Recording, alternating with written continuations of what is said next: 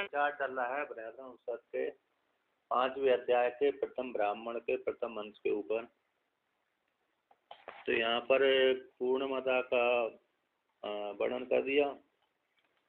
तो जो परमात्मा पूर्ण है और कार्य है उस परमात्मा से उत्पन्न होने वाला अरे जीवात्मा भी पूर्ण है।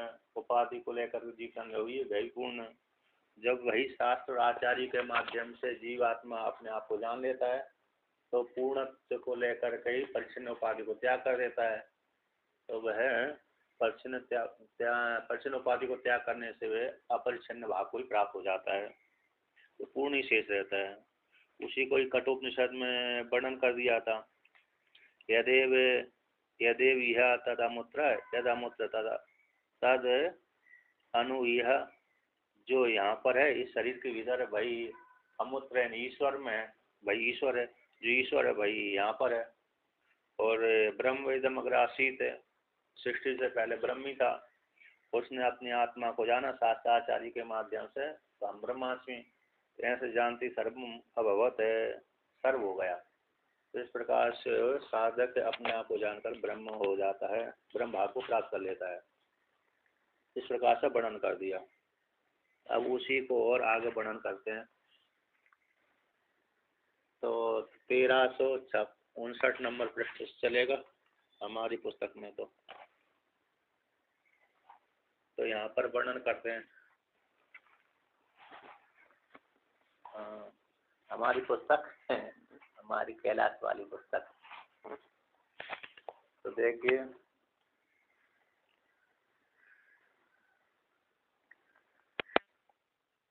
टीका में कहते हैं न केवलम ब्रह्म कंडिका कया एव अस्य मंत्रस्य एव एक वाक्यत्वम किंतु सर्व उपनिषद भीर इतिहास। तो यहाँ पर कहते हैं केवल ब्रह्म कंडिका में ही, ब्रह्म कंडिका के द्वारा ही इस मंत्र का एक वाक्यत्व नहीं कहा गया।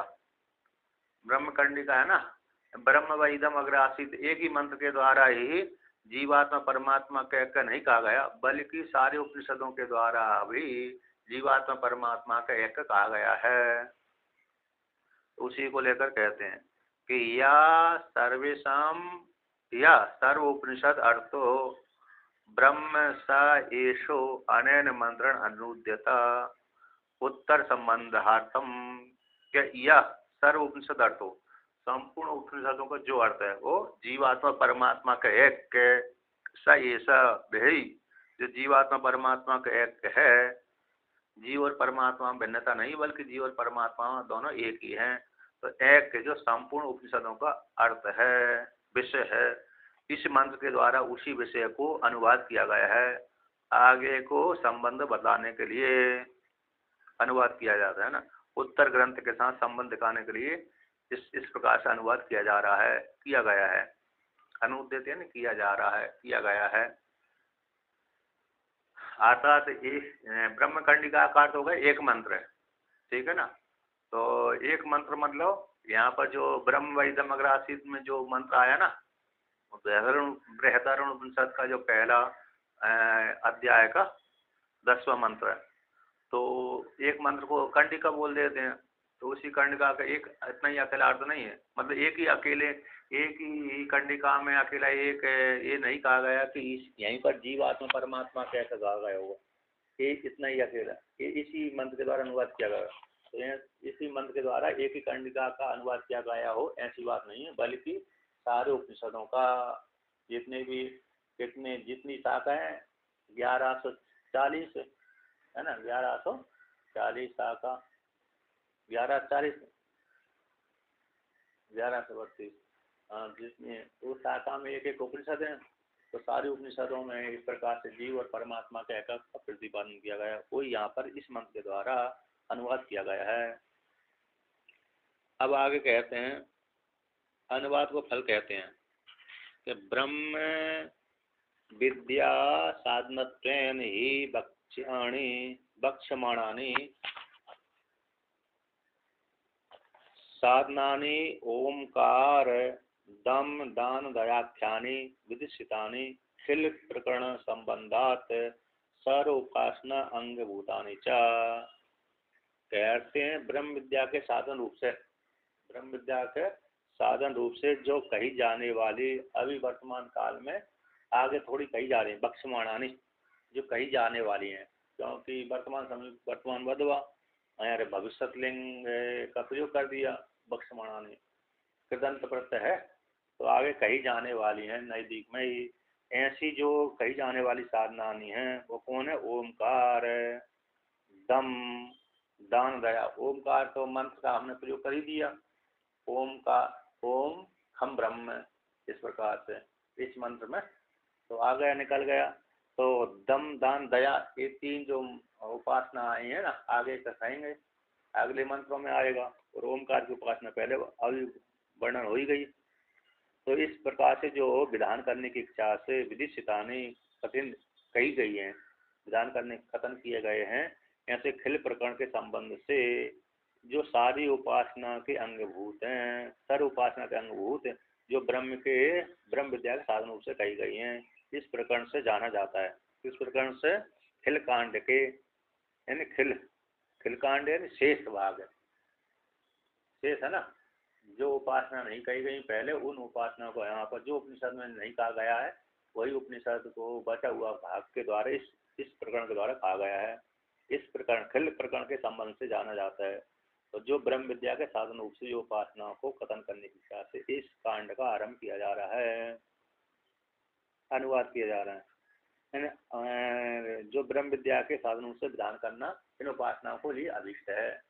ब्रह्म विद्या के साधन रूप से ना ओमकार तो है ही है, और दान, दया, दम भी है, क्योंकि दान से भी अंतकरण शुद्ध हो रहा है और दम से तो अंतकरण शुद्ध होता ही है ना।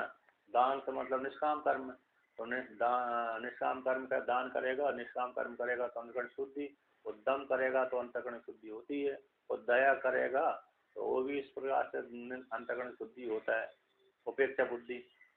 इस प्रकार से ये ब्रह्म विद्या के साधन रूप से अंगभूत है। अतः ब्रह्म विद्या के अंग साधन है, ब्रह्म विद्या की उत्पत्ति करते हैं, इनके माध्यम से ब्रह्म विद्या उत्पन्न होती है, और ब्रह्म विद्या के माध्यम से फिर साधक अपने आप को जान लेता है।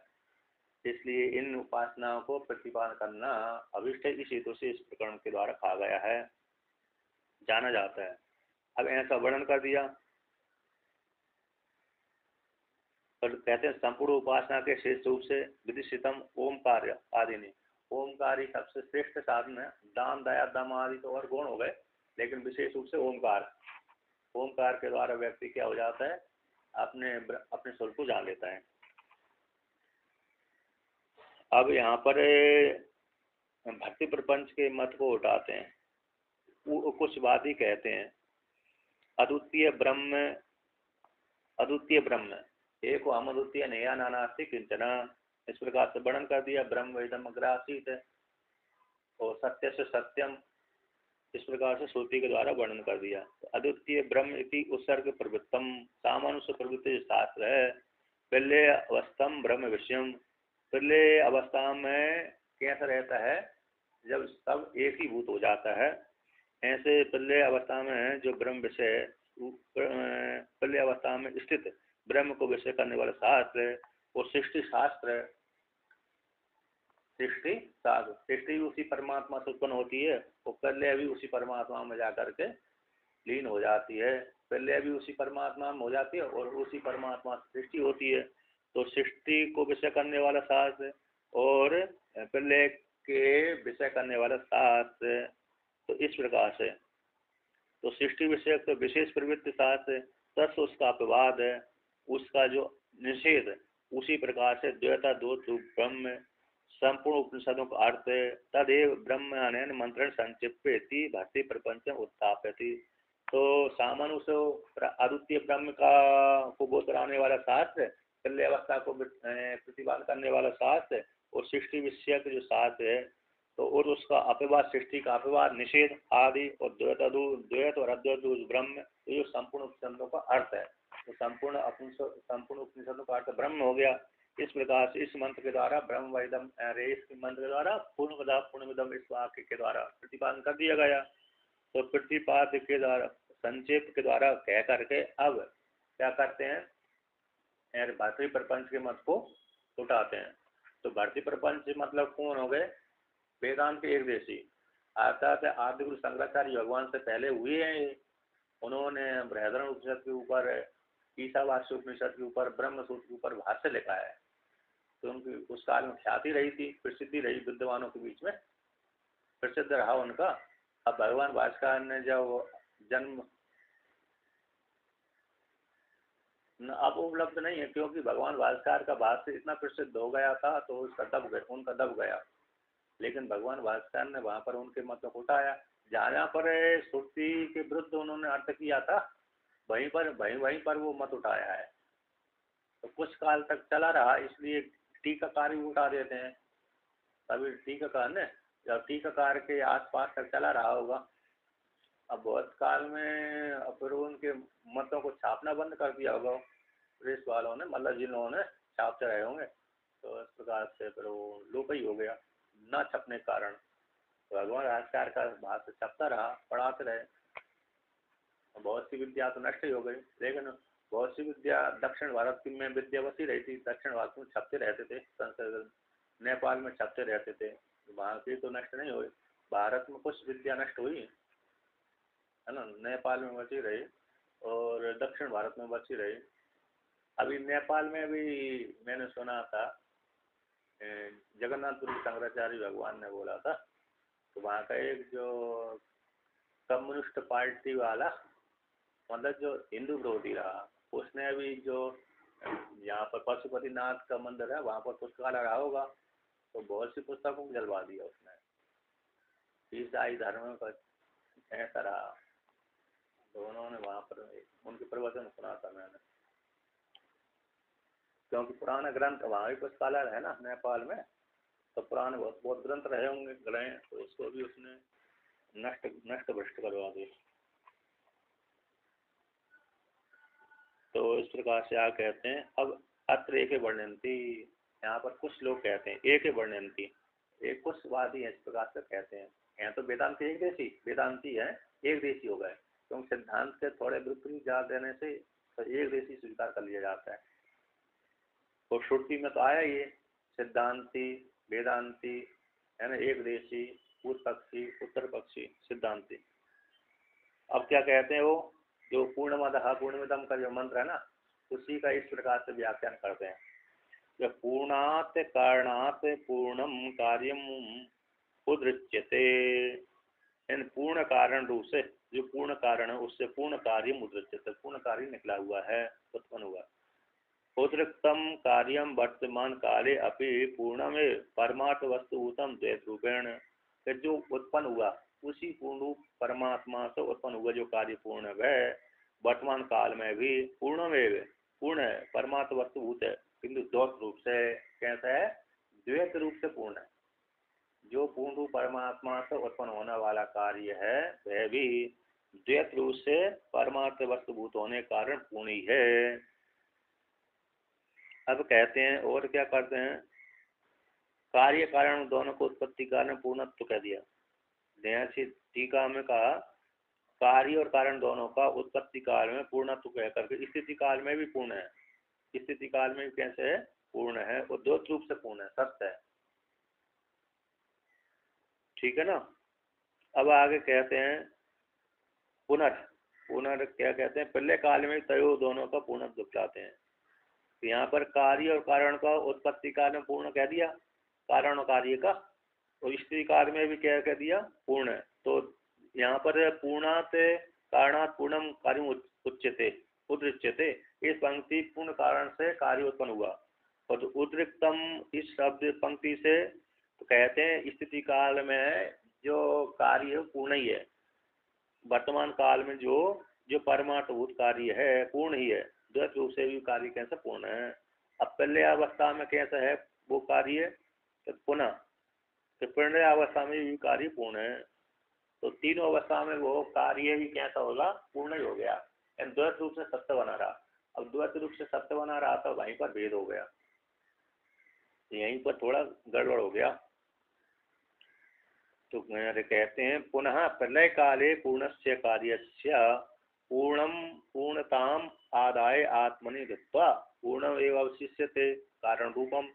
कहते पुनः प्रलय काल में प्रलय अवस्था में पूर्ण रूप कार्य का पूर्णता आदाय, पूर्ण रूप कार्य की जो पूर्णता धर्म है उसको लेकर के आत्मनिधित्वा, अपनी आत्मा में पूर्णत्व को धारण करके पूर्णमेव अवशिष्यते, पूर्ण ही शेष बचता है ना, कारण रूपम, कारण रूप पूर्ण शेष बचता है। अब इस प्रकार से कहते हैं काल वेद से कार्य कारण दोनों की पूर्णता को निगमन करते हैं।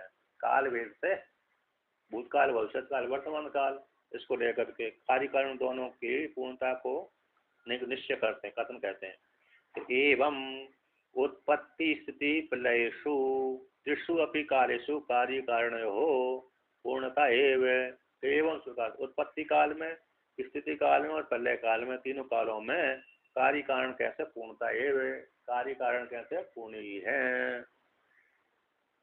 सच कार्य कारण दो ही पूर्ण है, कार्य और कारण दोनों पूर्ण है, तो फिर अद्वैत की सिद्धि कैसे होगी।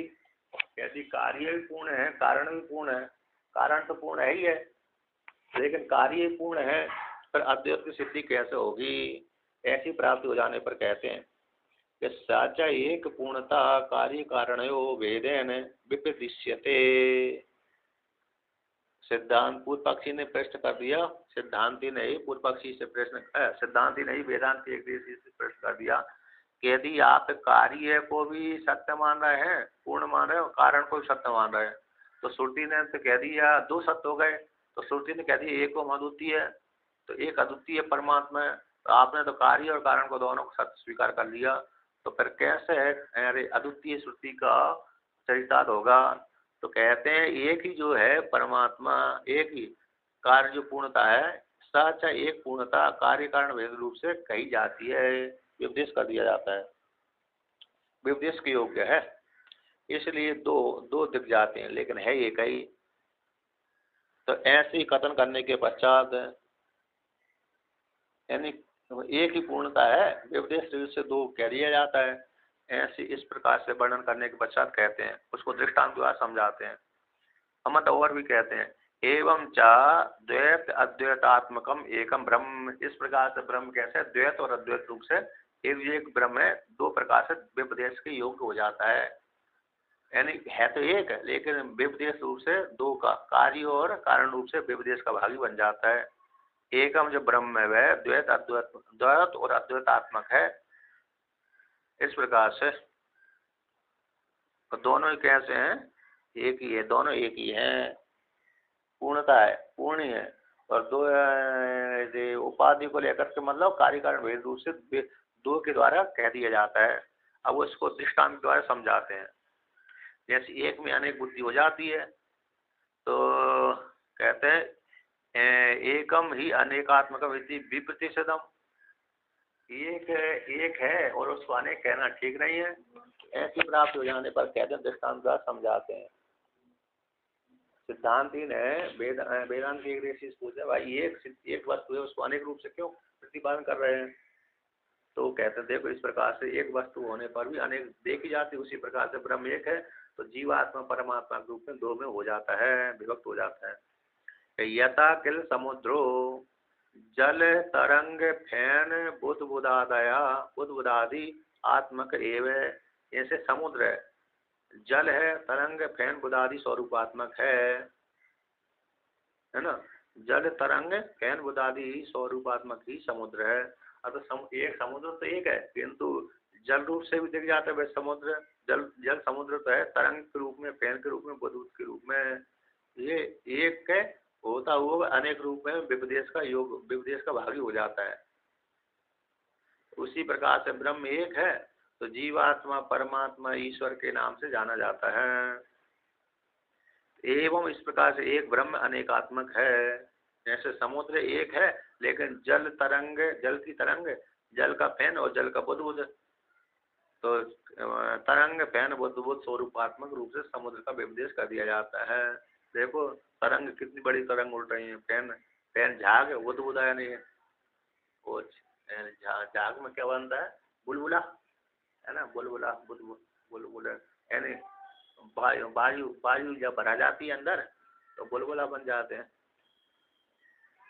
तो जागे तो ऊपर से गिरने पर कोई चिकना पदार्थ आ जाता है तब फैन बनता है, कोई मतलब किसी तेलीय पदार्थ होना चाहिए तब फैन बनता है।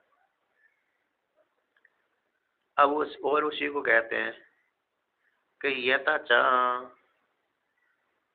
ब्रह्म का द्वैत अद्वैत मान लेने पर अद्वैतम असत्यम इतर इतर इति अद्वैतम जो अद्वैतम सत्यम और असत्यम इतर ये कैसे बनेगा? द्वैत और अद्वैतात्मक रूप से ब्रह्म को स्वीकार कर लेने पर परमात्मा तो अद्वैत है और इतर असत्य है, ये कैसे विदेश बनेगा? क्योंकि द्वैत तो मिथ्या सिद्ध होता है, मिथ्या कथन करते हैं, है क्या नहीं? मिथ्या कथन करते हैं तो वो कैसे सिद्ध होगा? जब आपने द्वैत को तो ठीक सत्य मान लिया, कोई समस्या नहीं, किंतु द्वैत को भी आपने सत्य मान लिया तो वहां पर दूसरी जगह तो वर्णन करते हैं कि याद है अरे द्वैत तो कैसे मिथ्या है, तो ये कैसे बनेगा? अद्वैत को तो सत्य मान लेने पर ठीक, वो तो ठीक लग रहा है, किंतु द्वैत को मिथ्या सिद्ध करती है श्रुति दूसरी जगह, तो मृग मरीचिका के समान है, मृग तृष्णा के समान। तो वो अद्वैत जब आपने द्वैत को स्वीकार सत्य स्वीकार करा है तो अद्वैत अरे मिथ्या सिद्धि वो कैसे बनेगा? ऐसी प्राप्ति हो जाने पर कहते हो, अरे वेदांत के एक देशी कहते हैं, भक्ति प्रपक्ष कहते हैं कि यथा च जलम सत्यम तद बुद्भवाश्च तरंग फैन बुद्बुदादया समुद्रात्मभूता एव आविर्भाव तिरोभाव धर्मिणा परमार्थ सत्य। कि जैसे जल है सत्य है, जल कैसा है? सत्य है, सत्यम जलम तदुभाष्य उससे उत्पन्न होने वाले जल से उत्पन्न होने वाले तरंग फैन बुद्बुदादय, जल से उत्पन्न होने वाले तरंग है, फैन है, बुद्बुदादय बुद्बुद आदि उससे उत्पन्न होते हैं। तो वो जो जल तरंग फैन बुद्बुद आदि उससे उत्पन्न होने वाले वो कैसे? समुद्र से भिन्न नहीं, समुद्र आत्मभूत ही है, जल स्वरूप वाली है। तो इस प्रकार से जल स्वरूपात्मक होते हुए ही आविर्भाव उस जल से उत्पन्न हो जाते हैं और तिरोभाव धर्मिणा और तिरोभाव को प्राप्त हो जाते हैं। तो परमात्मा रूप से वो सत्य ही है। कौन? तरंग फैन बुद्बुदा रहे, क्योंकि जल से उत्पन्न जल रूपी है, इसलिए परमात्मा रूप से सत्य है। तो इस प्रकार से तो उत्पन्न भी कर दिया, तिरोभाव भी कर दिया और सत्य भी कर दिया, तीन कर दिए। समुद्र रूप तो है ही है, इसलिए तरंग फैन तरंग फैन का उत्पन्न भी कर दिया, तिरोभाव भी कर दिया। तो आत्मभूत होने से वो सत्य भी है, तो सत्य है तो फिर मिथ्या सिद्ध कैसे हो सकता है ना? सत्य तो मिथ्या सिद्ध नहीं होगा। इस प्रकार से तो उन्होंने दोनों रूप से स्वीकार कर लिया, आविर्भाव तिरोभाव है और पारमार्थिक से वो दोनों तीनों सत्य ही हैं। कौन? फैन बुद्बुद तरंग आदि जल रूप होने कारण। अब आगे और उसी को वर्णन करते हैं। एवं जब ये दृष्टांत को दृष्टांत घटाते हैं, दृष्टांत को किस में घटाते हैं? दृष्टांत में घटाते हैं। एवं सर्वमिदं द्वैतम परमार्थ सत्यमेव जल तरंगादि स्थानीयम समुद्र स्थानीयम तु परम ब्रह्म। एवं इस प्रकार से इदम द्वैतम सर्वमिदं द्वैतम परमार्थ सत्यम, यह संपूर्ण जगत प्रपंच दिख रहा है जीवादि के रूप में वे सत्य है। किस रूप में है? जल तरंग आदि के, जल तरंग स्थानीय के रूप में, और जिससे ये जगत उत्पन्न हुआ है वह परमात्मा हो गया। तो समुद्र स्थानीय कौन हो गया? किंतु समुद्र स्थानीय परम ब्रह्म हो गया। तो परम ब्रह्म तो सत्य है ही है, किंतु इदम रूप भी सत्य है। जैसे जल तो सत्य है ही है, तो जल से उत्पन्न होने वाले तरंग फैन बुद्बुद आदि भी सत्य है। तो कहते एवं चा, तो ये दोनों को ही सत्य स्वीकार कर लिया। क्या हो गया? दोनों को ही द्वैत का परमार्थ सत्य मान लेने पर, अब द्वैत को आपने पारमार्थिक सत्य स्वीकार कर लिया तो क्या होगा?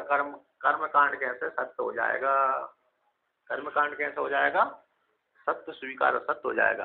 कि एवं चा किल द्वैतस्य सत्यत्वे कर्म कांडस्य प्रामाण्यम।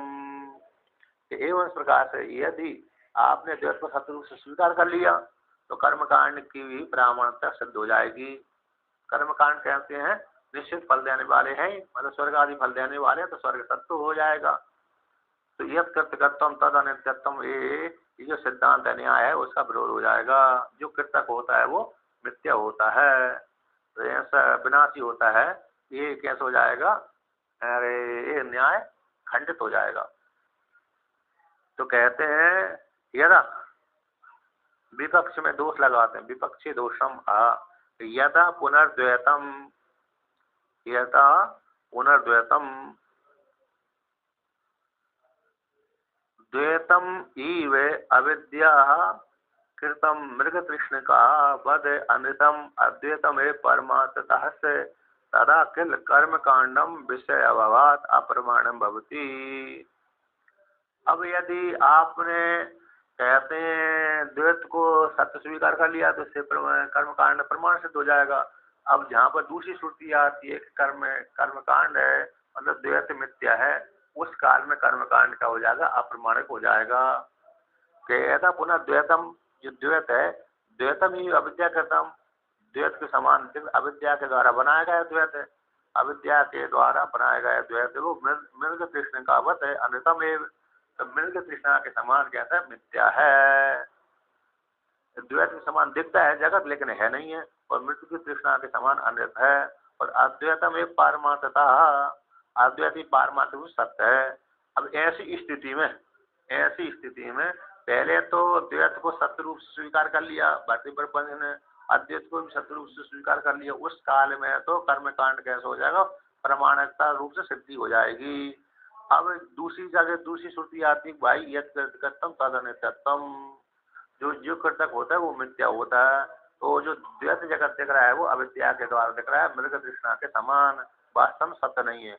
ऐसी अवस्था में और अद्वैत ही सत्य है, तो उस काल में तो फिर क्या हो जाएगा भाई? तथा उस काल में किल कर्म कांडम, जो कर्म कांड है उस कर्म कांड का जो विषय था स्वर्ग आदि है, अग्निहोत्र आदि कर्म है, अग्निहोत्र आदि कर्म साधन, और साधन के द्वारा साध स्वर्ग फल, तो वो साध रूप जो फल है कर्म स्वर्ग, तो वो जब वो ही मिथ्या हो गया तो फिर ये कर्म कांड कौन करेगा? तो कर्म कांड का कैसे हो जाएगा? विषय का अभाव हो जाने से कर्म कांड कैसे हो जाएंगे? अप्रमाणिक भक्ति, अप्रमाणिक हो जाएंगे। पहले तो एक पक्ष में अरे कर्म कांड को सत्य रूप से द्वैत को सत्य रूप से स्वीकार कर दिया, उस पक्ष में तो ठीक है, लेकिन दूसरी श्रुति जब कहने लगी भाई द्वैत कैसे अविद्या के द्वारा उत्पन्न हुआ है और अविद्या मिथ्या है, तो जो स्वर्ग आदि जो दिख रहे हैं साथ है वो मिथ्या है। तो जब स्वर्ग आदि साधन मिथ्या हैं तो उसके लिए कर्म करने वाले जो साधन थे, अग्निहोत्र आदि साधन थे, वो नहीं करेंगे, क्योंकि स्वर्ग रूप तो फल मिथ्या है। तो साधन के द्वारा साध्य की सिद्धि कौन करेगा? अगर कर्म कांड करना बंद कर देंगे तो कर्म कांड कैसे हो जाएगा? मिथ्या हो जाएगा, अप्रमाणिक हो जाएगा। ऐसा दोष भी आ रहा है उनके मत में। कौन से? भक्ति प्रपंच के मत में। ठीक है ना? एक पक्ष में तो कर्म उन्होंने द्वैत जगत को सिद्ध कर रहे हैं, दूसरी श्रुति के अनुसार पर वो उनके साथ विरोध हो रहा है। कर्म कांड के साथ कैसे हो रहा है? विरोध भी हो रहा है, क्योंकि दूसरी श्रुति उसको बात कर देती है, खंडन कर देती है, तो फिर उनका मत कैसे हो? विरोधाभास से युक्त हो गया। तथा च सती तथा च विरोध एव स्यात्, ऐसे प्राप्ति कर लेने पर, कैसी प्राप्ति करने पर? एक पक्ष में आपने द्वैत को सत्य रूप से स्वीकार कर लिया और दूसरे पक्ष में तो द्वैत को श्रुति मिथ्या सिद्ध करती है, तो मिथ्या सिद्ध करती है तो वहां पर तो द्वैत और अद्वैत है, सत्य और असत्य में विरोधाभास होता है। सत्य और असत्य में, क्योंकि दूसरी श्रुति कैसे कहती है? एक वो अमर होती है, उस परमात्मा भिन्न कोई दूसरा नहीं है। अब वो दूसरा नहीं है तो जो द्वैत जगत दिख रहा है वो तो मिथ्या है, इस श्रुति के साथ विरोध सिद्ध हो रहा है। तो एक पक्ष में आपने मृग तृष्णा के समान भी कह दिया, जो द्वैत है वे मृग तृष्णा के समान अमृत है, तो ऐसा भी कह रहे हो, और दूसरे पक्ष में द्वैत को सत्य भी कह रहे हो। अविद्या के द्वारा बनाया गया द्वैत है और मृग तृष्णा के समान है, मिथ्या है। ऐसा मृग तृष्णा के समान मिथ्या है तो द्वैत मिथ्या हो गया, और एक पक्ष में द्वैत को सत्य सिद्ध कर रहे हैं, तो आपने दो प्रकार की वाणी का प्रयोग कर दिया। तो तथा विरोधम एव स्यात्, विरोधी हो रहा है इस प्रकार से द्वैत को सत्य और असत्य रूप से स्वीकार करने पर। कहते हैं और भी कहते हैं क्या हो रहा है? तो विरोध हो जाने पर तो कहते हैं अध्ययन विधि विरोध विरोध है नहीं, अध्ययन विधि के साथ विरोध हो रहा है। अध्ययन अध्ययन जो विधि है ना स्वाध्याय अध्येतव्य, स्वाध्याय करना चाहिए। पर अब स्वाध्याय कर लिया तो अग्नि तो अधिकर्म करेगा। स्वाध्याय के द्वारा ही तो सिर्फ मालूम पड़ता है कि द्वैत जगत इस प्रकार से है, अद्वैत जगत इस प्रकार, अद्वैत ऐसा है और द्वैत जगत इस प्रकार से है। तो विरोध यानी अध्ययन विधि के साथ विरोध हो रहा है। प्रमाण और अप्रमाणों का अध्ययन विधि अध्ययन के द्वारा विधान होता है। 2 नंबर टिप्पणी में आया है प्रमाण और अप्रमाणों में दोनों के मध्य में अध्ययन विधि के द्वारा ही, अध्ययन के द्वारा विधान किया जाता है कि ये प्रमाणित है, ये अप्रमाणित है। अब आगे कहते हैं तो उसी विरोध को सिद्ध करते हैं, दिखलाते हैं।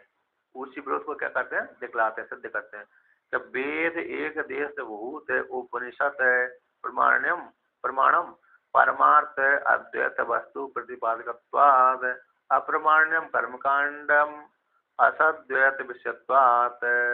तो वेद का एक देश भूत जो उपनिषद है वो प्रमाण है, क्योंकि परमार्थ वस्तु को सिद्ध करने वाला होने से, परमार्थ अद्वैत वस्तु का प्रतिपादक होने से प्रमाणिक है।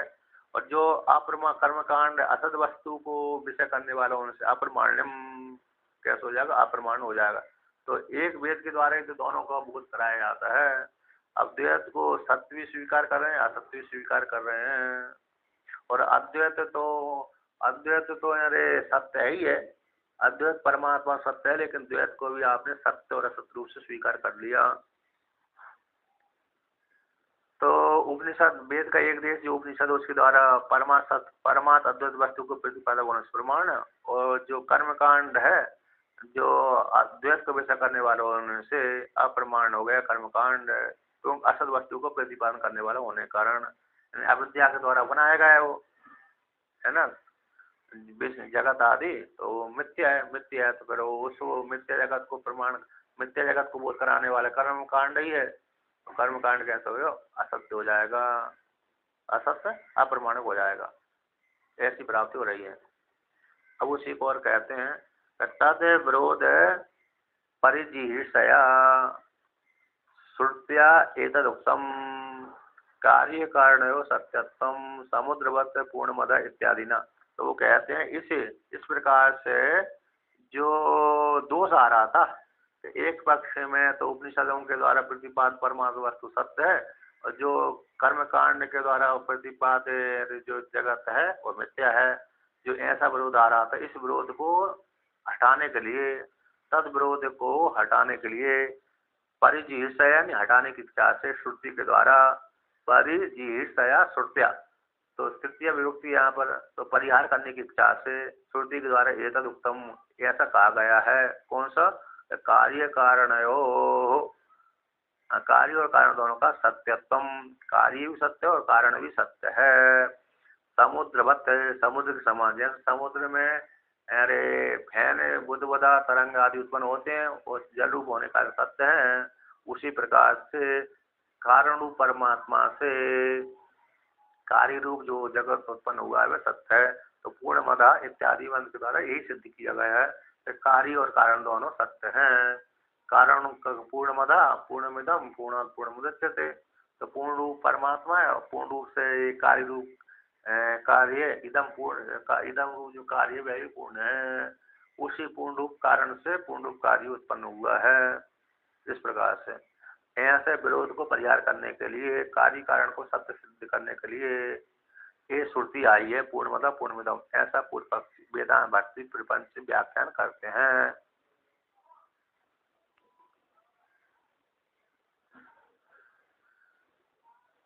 कहते हैं 1 नंबर टिप्पणी में आया है केवल श्रुति ही द्वैत को सत्य सिद्ध नहीं करती, बल्कि प्रत्यक्ष आदि प्रमाण से भी सिद्ध होता है।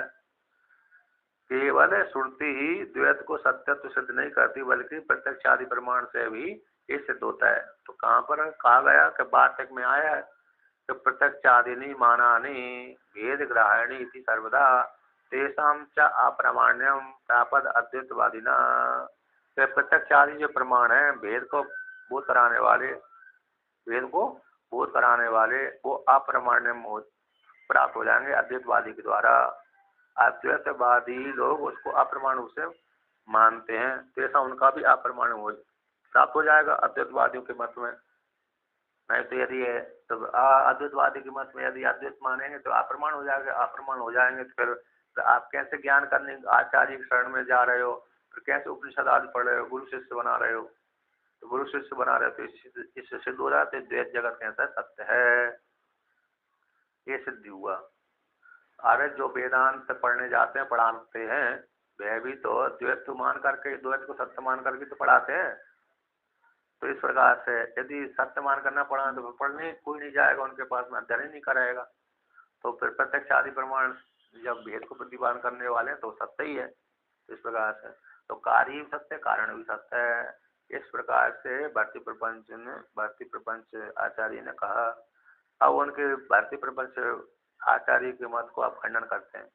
प्राप्तम भारतीय प्रपंच प्रस्थानम प्रति आचष्टे, तो जो प्राप्त हुआ है भारतीय प्रपंच प्रस्थान उनका जो सिद्धांत है उस सिद्धांत के प्रति हम कहते हैं, व्याख्यान करते हैं। क्या क्या कहते हैं कि तद असत है, उनका जो व्याख्यान है कार्य भी ब्रह्म, कार्य भी पूर्ण है, कारण भी पूर्ण है, यानी कार्य और कारण दोनों सत्य ही हैं, पारमाणु भी सत्य है। ऐसा जो कहना ठीक नहीं है, ऐसा जो कहना ठीक नहीं है, तद असत है। तो भाई क्यों ठीक नहीं? हाँ दोनों, दो से दो जगत हो गया।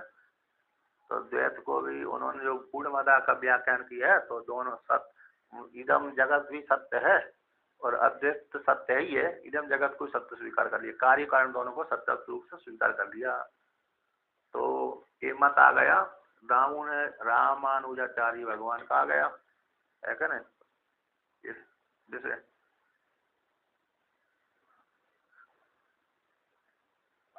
अगर जी अच्छा तीन को मानते हैं तो द्वैत दो जगत आ गया, द्वैत अद्वैत एक, तो मध्वाचार्य का आ गया। हाँ कई तो आचार्य हैं विशिष्ट अद्वैत, अद्वैत अद्वैत, अद्वैत अद्वैत, अद्वैत के ऊपर भी अद्वैत किया उन्होंने। एक का तो अद्वैत अद्वैत है, द्वैत अद्वैत तो ही है, लेकिन एक विशिष्ट अद्वैत है, विशिष्ट द्वैत, विशिष्ट अद्वैत है। अद्वैत में भी विशिष्ट और लगा दिया अद्वैत में विशिष्ट शब्द जोड़ दे, विशिष्ट अद्वैत। अद्वैत तो है ही भगवान भास्कर का। हाँ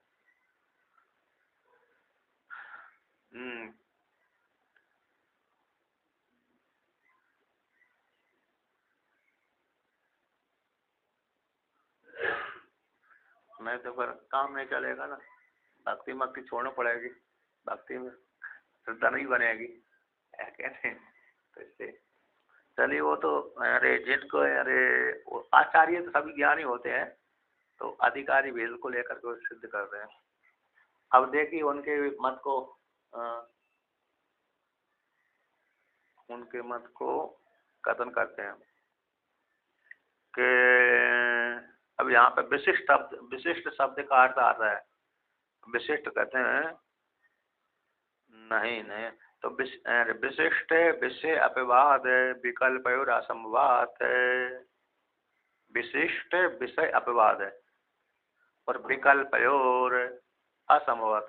विशिष्ट विषय का अपवाद और विकल्प दोनों का एक में संभव नहीं है। विशिष्ट भी मानना और विकल्प उसका निषेध भी कर देना और अपवाद कर देना, विकल्प मान लेना। विकल्प सत्य ही सत्य है। तो विशिष्ट का अर्थ हो गया विशिष्ट ब्रह्म, अद्वितीय ब्रह्म, जो अद्वितीय जो ब्रह्म है तद विषयक सामान्य, तद विषयक जो सामान है उसमें अपवाद कर देना, उसका विशिष्ट विषय का अपवाद करना, सामान में विशेष लगा देना, सामान में विशेष वस्तु को प्रवेश करा देना, है ना।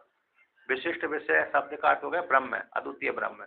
वो सामान्य अद्वितीय ब्रह्म सामान्य है, सामान्य को विषय करने वाला।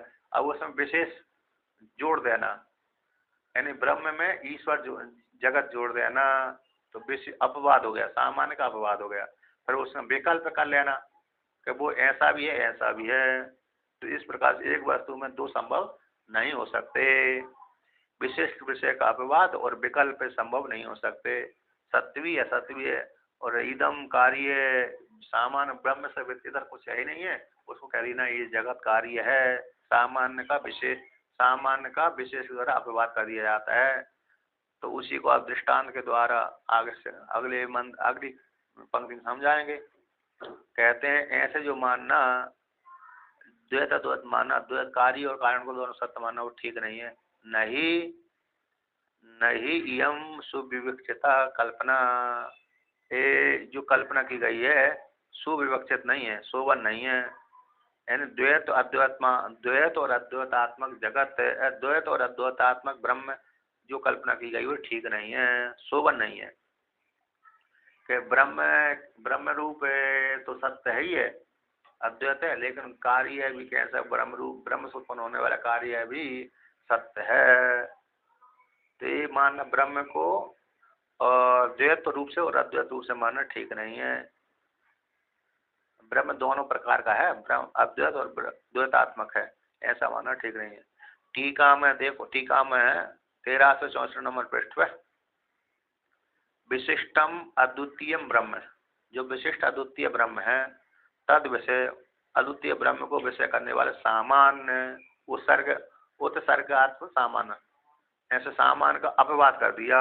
सामान्य का अपवाद भेद पूर्वक, सामान्य का अपवाद कैसे कर देते, भेद है, अतः इसमें विशेष है। जैसे श्वेत कपड़ा है, कैसा है कपड़ा है, वस्त्र है श्वेत। अब श्वेत में क्या डाल दिए, थोड़ा रंग, अरे थोड़े एक जगह काली में लगा दो, लाल रंग डाल दो एक जगह को, तो अपवाद हो गया। तो ये वस्त्र कैसा है, अरे लाल है तो पूरा सफेद वस्त्र है। कपास के द्वारा बनना, कपास तो सफेद ही होता है कि नहीं होता, हरा पीला भी होता है क्या, है हरा नहीं होता ना। तो कपास हमेशा सफेद श्वेत ही होता है, कपास श्वेत ही होता है। अब उसमें श्वेत है ना, कपास है, तो कपास जब श्वेत होता है तो उसमें रंग डाल देते हैं, तो लाल पीला काला हो जाता है वस्त्र।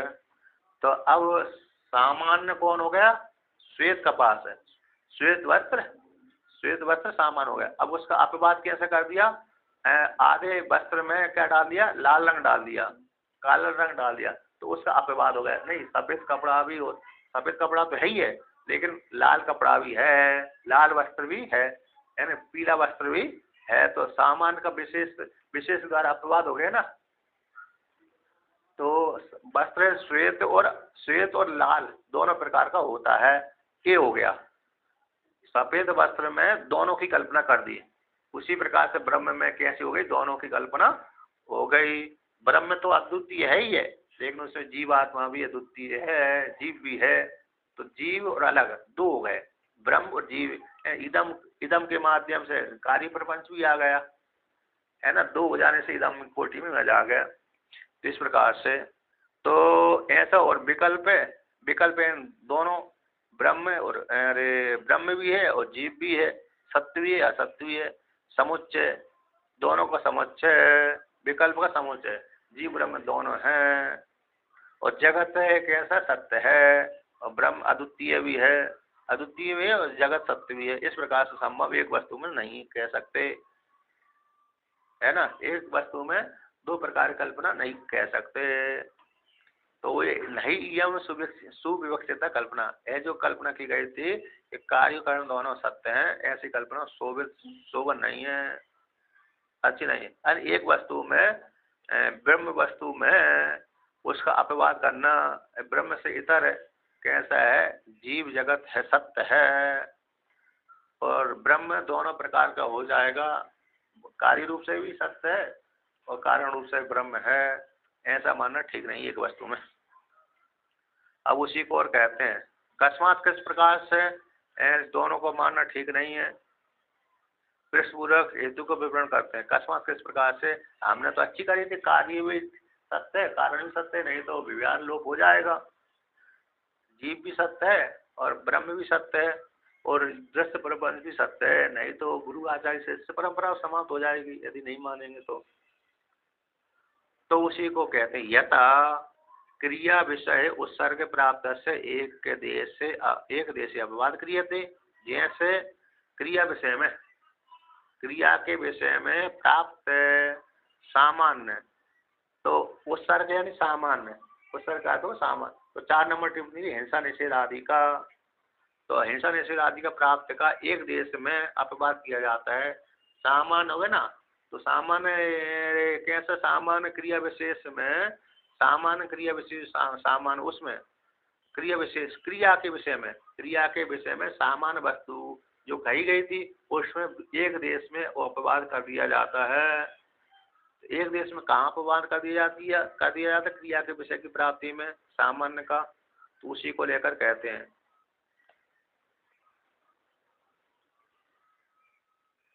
तो कहते हैं, कैसे कहते हैं, क्रिया में उत्सर्ग का, क्रिया में उत्सर्ग का अपवाद है, संभावना को उदाहरण द्वारा दिखाते हैं, दृष्टांत द्वारा समझाते हैं।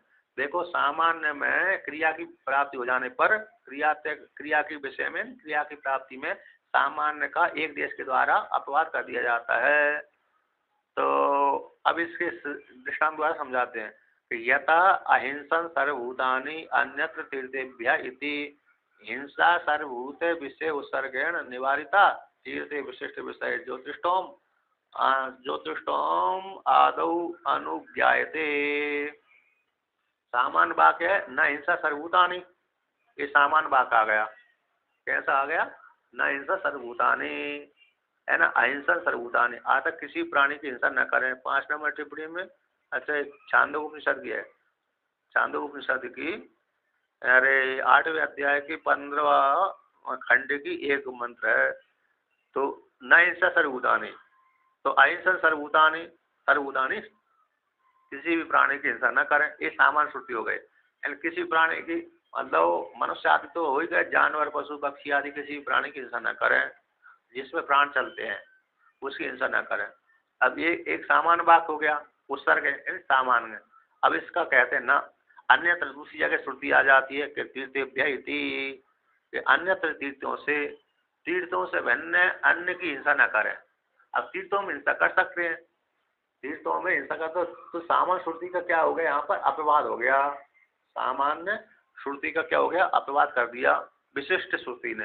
तो विशिष्ट श्रुति ने इस सामान्य का अपवाद कर दिया कि हिंसा सर्वभूत विषय उत्सर्गेण निवारिता, हिंसा संपूर्ण भूतों के विषय के द्वारा, विषय रूप से उत्सर्गेण सामान्य रूप से हिंसा का निषेध किया गया है। संपूर्ण भूतों को विषय करने वाला जो हिंसा थी उसमें सामान्य वाक्य के द्वारा, सामान्य रूप से उत्सर्ग के द्वारा, सामान्य रूप वाक्य के द्वारा जो जहाँ पर व्यक्ति हिंसा करता है वहां पर है, इस वाक्य के द्वारा निवारण कर दिया गया था। न हिंसा सर्वभूतानि है ना, अहिंसा सर्वभूतानि, इस वाक्य के द्वारा निवारण किया गया, सामान्य रूप से कहा गया। किंतु दूसरी श्रुति ने विशिष्ट तीर्थ विशिष्ट विषय में, तीर्थ के विशिष्ट विषय में, तीर्थ में हिंसा कर सकते हैं। तीर्थ शब्द से तीर्थ कौन लेना है यहाँ पर, ये काशी मथुरा आदि नहीं लेना, यहाँ के तीर्थों का कहा गया इस तीर्थों में हिंसा कर दो। तीर्थ शब्द से व्यक्ति के मन में यही बैठा होगा, यही बैठा रहता है कि भाई जैसे अयोध्या है तीर्थ है, काशी तीर्थ है, मथुरा तीर्थ है, हरिद्वार ऋषिकेश तीर्थ है, यहाँ पर जाकर हिंसा करो करना। वो तीर्थ से यहाँ पर तीर्थ, वो तीर्थ वाला तीर्थ यहाँ पर नहीं है। तो कौन सा तीर्थ यहाँ पर, ज्योतिष्ठोम आदि, जो याज्ञ वाली श्रुतियां हैं, कर्मकांड वाली श्रुतियां जिसमें हिंसा की प्रधानता है, जिस यज्ञ में बलि दी जाती है, उस तीर्थ, उस यज्ञ वाला ही यहाँ पर तीर्थ शब्द लिया गया है, यज्ञ से संबंधित होने वाला तीर्थ है, ना कि मथुरा काशी आदि वाला। तो विशिष्ट तीर्थ के विषय में, तीर्थ विशिष्ट विषय में कौन से तीर्थ विशिष्ट विषय, ज्योतिष्ठोम आदि, जो ज्योतिष्ठोम याग आदि में जहाँ पर हिंसा होती है वहां को छोड़ करके अन्य जगह हिंसा न करें। वहां पर हिंसा क्या कर दें, वहां पर तो भाई श्रुति ने विधान किया गया है, तो श्रुति ने जब विधान किया है तो उस यज्ञ करेंगे तो वहां पर हिंसा जरूर करनी ही पड़ेगी, होगी। वहां पर तो क्या करनी पड़ेगी, हिंसा होगी, क्योंकि यज्ञ करेंगे तो यज्ञ में जहाँ पर बलि आदि दी जाती, बकरे की, अश्व की, राजसूय यज्ञ में तो घोड़े की बलि दी जाती है, अश्वमेध यज्ञ में घोड़े की बलि दी जाती है, कुछ यज्ञ में अरे बकरा आदि की बलि दी जाती, कुछ में मेढ़ की, मेष की बलि दी जाती। जैसे दक्ष प्रजापति ने यज्ञ किया था उसमें तो मेष ही था, बकरा ही था, है ना। तो इस प्रकार से तो यहाँ पर तीर्थों में जहाँ पर बोला है, मतलब यज्ञ में जहाँ पर हिंसा का विधान किया गया है, तो वो हिंसा कोटि में नहीं आती। यद्यपि है तो हिंसा, लेकिन शास्त्र में विधान कर दिया इसलिए वो हिंसा कोटि में नहीं जाती। और वहां पर आचार्य जो यज्ञ कराता है अपुरोहित, उस यजमान को प्रायश्चित भी करवाता है उतनी, क्योंकि हिंसा उसी यज्ञ उसके लिए की गई है, तो प्रायश्चित भी वहां पर विधान किया जाता है। इसलिए वो उस हिंसा से उस यजमान को पाप रूप दोष नहीं लगता। यदि प्रायश्चित नहीं कराया तब तो दोष लगेगा, और प्रायश्चित करा दिया तो दोष नहीं लगता। अच्छा, जो यज्ञ में मरने वाला पशु को कुछ फल मिलेगा? यज्ञ जो यज्ञ में पशु मरता है उसको क्या मिलता है? स्वर्ग रूप फल मिलता है। ठीक है ना? इस प्रकार से ऐसा वर्णन किया। अब ऐसा वर्णन कर लिया था ना, कहते न च तथा वस्तु विषय यह अद्वैते ब्रह्म उत्सर्गण प्रतिपाद्य पुनस्तद एक देशे अपवादितुम शक्यते। ये इस प्रकार से यज्ञ में तो ठीक है, किंतु वस्तु को विषय करने वाला अद्वैत है, उस अद्वैत को ब्रह्म, उसमें सामान्य रूप से प्रतिपाद्य ब्रह्म है, उसका जो सामान्य संपूर्ण जगत में ब्रह्म ही व्याप्त है, ब्रह्म से भिन्न कोई दूसरा है नहीं है। यह तो पुनः उसी ब्रह्म का एक देश में अपवाद करने की शक्य नहीं है। ऐसे कर्म कांड में तो शक्य है ना, किंतु जो ब्रह्म वस्तु है अद्वैत है, सामान्य रूप से जो प्रतिपाद्य उपनिषदों के द्वारा, उस ब्रह्म रूप वस्तु में एक देश का कल्पना करना ठीक है नहीं है। कि एक देश है, ब्रह्म तो अद्वैत है ही है, लेकिन जो दृष्ट प्रपंच दिख रहा है वह भी सत्य है, एक देश है, ऐसी कल्पना नहीं की जा सकती। ब्रह्मणो अद्वैत्वात् एक देश अनुपत्ति, तो ब्रह्म का अद्वैत होने से एक देश की उत्पत्ति नहीं होती। ब्रह्मणो अद्वैतत्वात् एव एक देश अनुपत्ति, तो ब्रह्म अद्वैत होने के कारण एक देश की उत्पत्ति उसकी नहीं होती। ततः विकल्प अनुपत्ति से, उसी